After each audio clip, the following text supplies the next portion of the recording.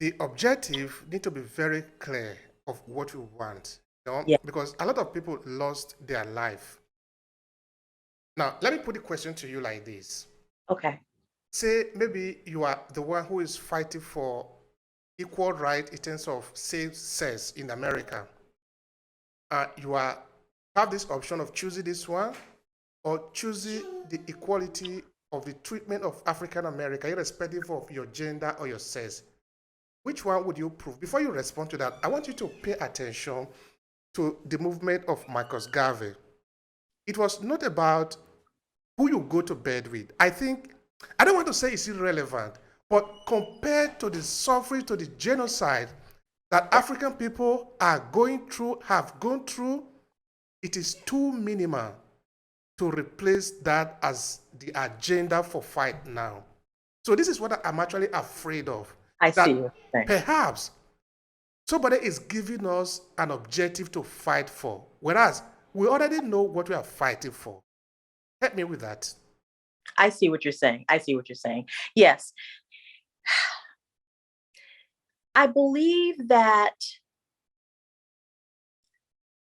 when we're kind of weighing which is more significant, is it the horrible enslavement of Black people, the horrible treatment of Black people, the killing of Black men, all the way back to Emmett Till as a 14-year-old who was murdered, drugged through the streets, sunk into the sand of the river, to most recent of the Michael Browns, of the of those individuals, those Black men who have been killed by white police officers, and fighting for something like that versus the right to sleep with or marry whom you want, where you really are not seeing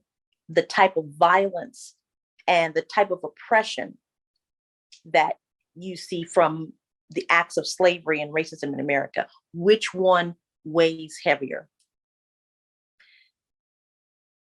I believe that no matter what the situation is, we must be a world that honors one another. And yes, the fight or the discussion of for gay rights in the world does not have maybe the same lineage and violence and past as what we see from slavery and racial injustice. But it's their life, it's their experience, and they are disenfranchised in their own way.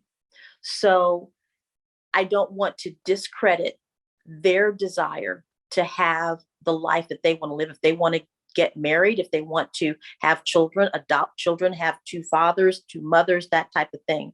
I don't want to make their journey any less significant for their life. But what I will say is that they should also acknowledge the fact that because Black people in the United States set a precedent for how to demand and exercise their rights to have access, resources on an equal plane, then that is an important conversation. And I believe that there are some people that are saying, you know, we owe or we must acknowledge or give homage to the fact that Black people in America paved the way for everyone in the United States of America to fight for and for their rights. And I think I think what you said is very important. I appreciate you bringing that to the forefront. That makes sense. Thank you so much for that. Mm. All right. Now, if you make your own assessment, because you have been there since since your childhood, no, up until this time, you are still here and you see what is happening. Would you say that the objective have been met?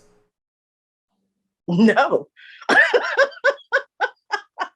I think we've made great strides. I think we've made great strides, and you see that, in with people like Oprah, and the fact that we had our first Black president. Do you realize how significant that was? Uh, for Black people up until that point, it was not even a sense of reality.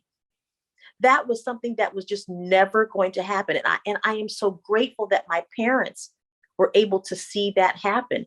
And yet, there is still so much more to go. So I'm going to give you an example of even things that, in terms of the psyche of the of the mind of many people in the United States that are white people, that are my friends, I'm going to give you a personal story. May I do that? Please go. So I had a friend who was highly wrapped up in the election with Donald Trump and Hillary Clinton, and she chose to be one that wanted to have Donald Trump become president. You can vote for you. It's a free country. You can vote whoever you want.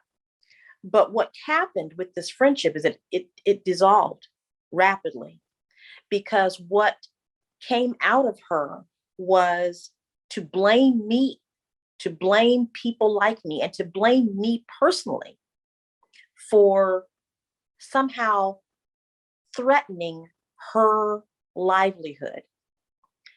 That's one story.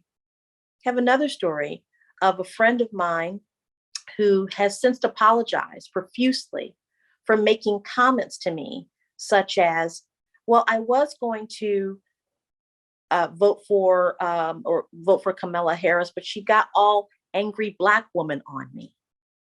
And I disconnected from this individual for over a year, even though she had apologized. I made it very clear that that is not acceptable.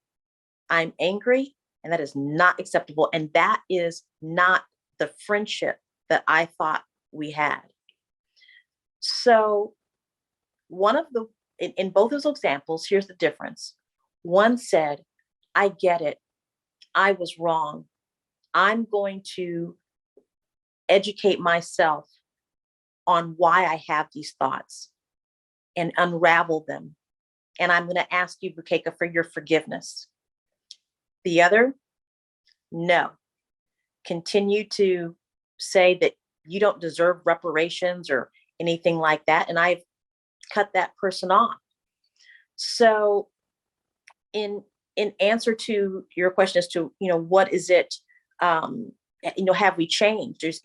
Have we made strides? Yes, we've made strides, but but do I still see that evident in people in 2021, 2022? Yes. So no, it is not a done deal.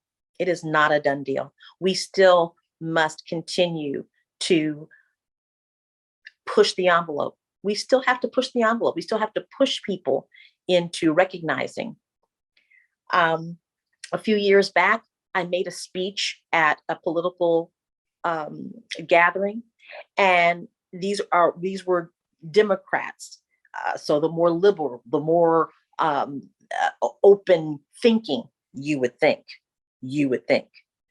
But when I made the comment, Democrats, there are plenty of Democrats in the United States that aren't any different than the Republicans, because you're both thinking in terms of racist, biased views.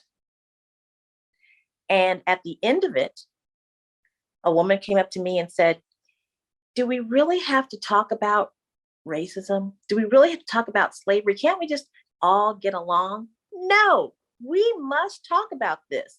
You're not going to just sweep this underneath the rug and forget about it. You are a Democrat, a liberal, but yet you still have some of the same thinking that your people that you're voting against. So no, we still have to push the envelope, sir. We still got to keep it going. That is really interesting. It's an interesting question that I'm sure you give the right answer. You know, it's like telling the Jews, why do we keep on talking about the genocide? You know, it's many years now. Why don't you just forget it, forget about it? Right. Why do the Christians keep talking about Jesus being killed on the cross? It's thousands of years, no? Why?